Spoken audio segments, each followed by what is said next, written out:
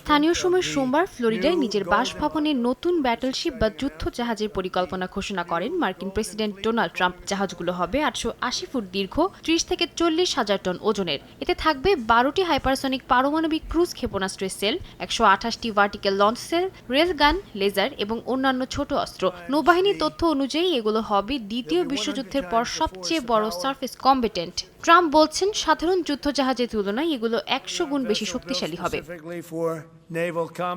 তবে পরিকল্পনা যতই আধুনিক হোক না কেন, এর বাস্তবায়ন কঠিন হবে বলেই ধারণা বিশ্লেষকদের। মার্কিন গণমাধ্যম CNN এর প্রতিবেদন বলছে, মার্কিন নৌবাহিনীর বর্তমান শিপইয়ার্ড দীর্ঘদিন ধরে যথাসময়ে পণ্য পৌঁছে দিতে ব্যর্থ হচ্ছে, এমনকি বাজেট অতিক্রম করছে, যা ট্রাম্প খোদ স্বীকার করেছেন। রয়েছে জনবল, দক্ষতা, প্রযুক্তি ও অর্থনৈতিক সীমাবদ্ধতাও। রেলগান প্রযুক্তি বাতিল হওয়ায় নতুন করে তা কার্যকর করা কঠিন। বিশ্লেষকরা বলছেন, ট্রাম্পের পরিকল্পনা বাস্তবায়নে মার্কিন নৌবাহিনীকে বড় কর্মসংস্থান ও প্রশিক্ষণ ব্যবস্থা তৈরি করতে হবে।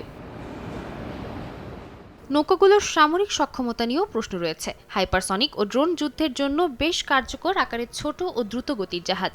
বড় জাহাজের উপর নির্ভরতা এক্ষেত্রে ঝুঁকিপূর্ণ। বিশেষজ্ঞরা বলছেন, নতুন জাহাজের আক্রমণ সক্ষমতার ব্যবহারিক পরীক্ষা প্রয়োজন। এছাড়াও ট্রাম্পের নিজের নামে নামকরণের প্রবণতা নতুন বিতর্ক সৃষ্টি করেছে। সমরমন্ত্রী পিট হেগসেথ বলছেন, ভবিষ্যৎ প্রজন্ম ট্রাম্পকে ধন্যবাদ জানাবে। তবে সমালোচকরা বলছেন, নামকরণের এই প্রবণতা ব্যক্তি পূজার ইঙ্গিত দেয় এবং সাধারণ মানুষের অগ্রাধিকার কমিয়ে দেয়। সাদিয়া তাসনিম, সময় সংবাদ।